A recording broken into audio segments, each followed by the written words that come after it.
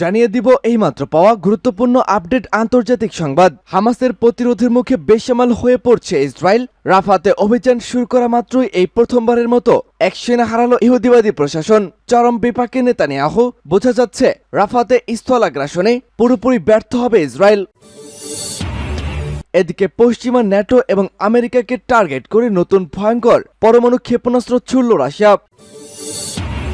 থাকবে ইসরায়েলকে রাফায় চালানো অভিযান অবিলম্বে বন্ধের আহ্বান জানিয়েছে ইউ।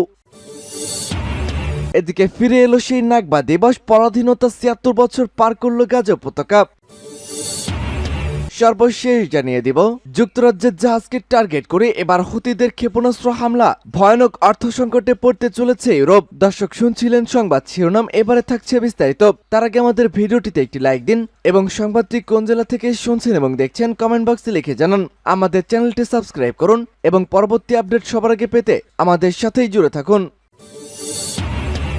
ব্যাপক প্রতিরোধ গড়ে তুলেছে হামাস। এবার রাফায় স্থলাভিযান চালাতে গিয়ে শুরুতে এক সেনা হারিয়ে বসল ইসরায়েল। ফিলিস্তিনের গাজায় রাফা এলাকায় লড়াইয়ে এক ইসরায়েলি সেনা নিহত হয়েছেন। মঙ্গলবার এই সেনা নিহত হন বলে জানিয়েছে দেশটির সামরিক বাহিনী। গত সপ্তাহে গাজার দক্ষিণে ওই এলাকায় শুরু হওয়া স্থলাভিযানে এই প্রথম কোনো ইসরায়েলি সেনা প্রাণ হারালেন।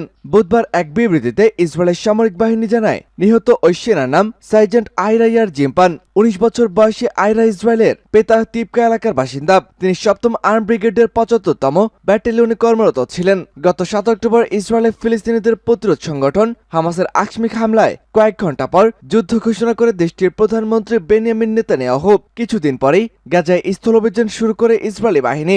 এই স্থলাভিযান নিয়ে ২৭৩ জন ইসরায়েলি সেনা নিহত হয়েছেন। যুক্তরাষ্ট্র সহ আন্তর্জাতিক সম্প্রদায়ের উদ্বেগ উপেক্ষা করে গত সপ্তাহে রাফায় স্থলাভিযান শুরু করেছিল ইসরায়েল। তবে বর্তমানে শহরটির দক্ষিণ পূর্বাঞ্চলের ছোট একটি এলাকা নিয়ন্ত্রণ নিয়েছে ইসরায়েলি বাহিনী। নতুন এক ভয়ঙ্কর পরমাণু ক্ষেপণাস্ত্র ছুড়ল রাশিয়া। নিজের পরমাণু অস্ত্র ভান্ডারের নতুন অস্ত্র প্রদর্শন করছেন প্রেসিডেন্ট ভ্লাদিমির পুতিন।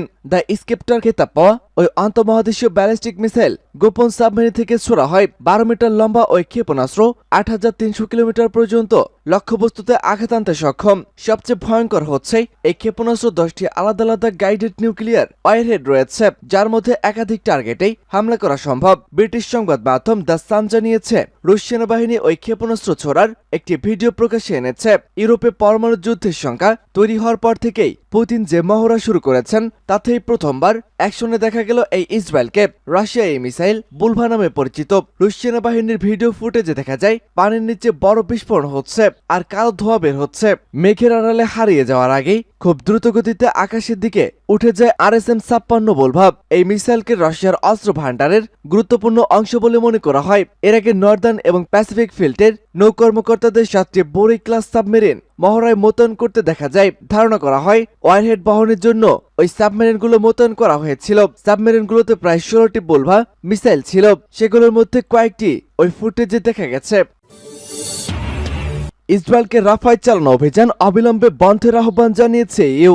ইসরায়েলকে গাজার রাফাতে চালানো তাদের সামরিক অভিযান অবিলম্বে বন্ধ করার আহ্বান জানিয়েছে ইউরোপীয় ইউনিয়ন। বুধবার ইসরায়েলকে সতর্ক করে দিয়ে ইউ বলেছে এটি করতে ব্যর্থ হলে এই ব্লকের সাথে দেশটির সম্পর্ক নষ্ট হবে। ইউ এর পররাষ্ট্রনীতি বিষয়ক প্রধান জোসেফ বোরেল ইউরোপীয় ইউনিয়নের নামে জারি করা বিবৃতিতে বলেন, ইসরায়েল রাফাতে তাদের সামরিক অভিযান অব্যাহত রাখলে তা অনিবার্য ইসরায়েলের সাথে ইউ এর সম্পর্কের উপর নেতিবাচক প্রভাব পড়বে।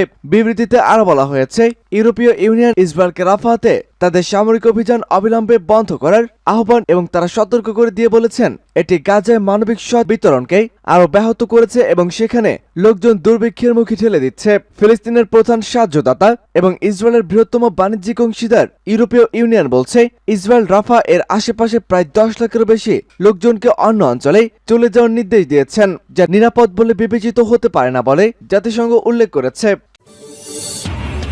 পরাধীনতা ৭৬ বছর পার করল গাজা উপত্যকা। নাগবা দিবস ফিলিস্তিনিদের জন্য ইতিহাসের এক কালো অধ্যায়। মহাবিপর্যয়ে বলা হয় দিনটিকে। ১৯৪৮ সালের ১৫ই মে সেই দিন ফিলিস্তিনের ভূখণ্ড দখল করে নিজেদের স্বাধীন রাষ্ট্র ঘোষণা করে ইসরায়েল। এরপর থেকেই তাদের উপরে চলতে থাকে দখলদার বাহিনীর অমানবীয় নির্যাতন। ইসরায়েলিরা অবরুদ্ধ অঞ্চলটি শুধু ভূমি দখল করে নেয়নি, কেড়ে নিয়েছে নিরীহ ফিলিস্তিনিদের বাড়িঘর এবং প্রকৃত অর্থনৈতিক সম্পদ, ধ্বংস করেছে অবকাঠামো এবং বহির্বিশ্বের সঙ্গে বাণিজ্যের পথ। অত্যাচার, অবহেলা ও হতাশায় ইসরায়েলের নিয়ন্ত্রণে পরাধীনতার ৭৬ বছর পার করল গাজা উপত্যকা। খবর আল জাজিরার। ইসরায়েলের আগ্রাসনের পর প্রথম দখল হয় ফিলিস্তিনিদের ভূমি ও প্রকৃত সম্পদ। গাজায় বসবাসকারী ফিলিস্তিনি এবং অধিকৃত পশ্চিম তীরে ও পূর্ব জেরুজালেমে বসবাসকারীদের মধ্যে অনেক পার্থক্য রয়েছে। আসল চুক্তি অনুসারে অধিকৃত পশ্চিম তীরকে ৩ ভাগে ভাগ করা হয়, যেখানে ইসরায়েলিরা ৬০% ভূমি নিজেদের দখলে নিয়েছে। মানবতার দুয়ার খুলে দিয়েছে এরদোয়ান। এবার তুরস্ক থেকে চিকিৎসা নিচ্ছেন হামাসের ১,০০০-এরও বেশি যোদ্ধা। তুরস্কের প্রেসিডেন্ট রিসেপ তাইপ এরদোয়ান জানিয়েছেন, ফিলিস্তিনি সশস্ত্র গোষ্ঠী হামাসের ১,০০০-এরও বেশি যোদ্ধা তার দেশের বিভিন্ন হাসপাতালে চিকিৎসা নিচ্ছে। এছাড়া ইসরায়েলের বিরুদ্ধে হামাসের কর্মকাণ্ডকে একটি প্রতিরোধ আন্দোলন হিসাবে অভিহিত করেছেন তিনি। গতকাল সোমবার গ্রিসের প্রধানমন্ত্রী মিৎসোতাকিসের সঙ্গে বৈঠক শেষে সংবাদ সম্মেলনে এমন কথা বলেছেন এরদোয়ান। ওই সময় এরদোয়ান আরও বলেছেন, গ্রিস হামাসকে একটি সন্ত্রাসী সংগঠন হিসেবে দেখে যা তাকে অত্যন্ত পীড়া দেয়। তবে পরবর্তীতে নাম প্রকাশ না করার শর্তে এক টার্কিশ কর্মকর্তা জানান, তুরস্কে মূলত ১,০০০-এরও বেশি ফিলিস্তিনি চিকিৎসা নিচ্ছেন। তাদের প্রেসিডেন্ট এরদোয়ান হামাস যোদ্ধা হিসাবে ভুল ভেবেছেন।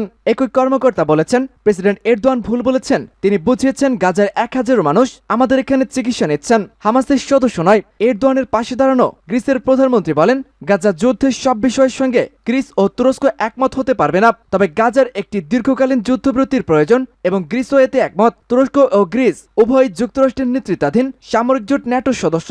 তবে জোটের সদস্য হলেও দুদেশের বিভিন্ন বিষয় নিয়ে প্রায় উত্তেজনা তৈরি হয়। এসব উত্তেজনা নিরসনের জন্য আলোচনা করতে তুরস্কে গিয়েছেন গ্রিসের প্রধানমন্ত্রী। আলোচনা শেষে টার্কিশ প্রেসিডেন্ট এরদোয়ান জানান, তাদের মধ্যে যেসব সমস্যা রয়েছে সেগুলোর সমাধান অযোগ্য সমস্যা নয়।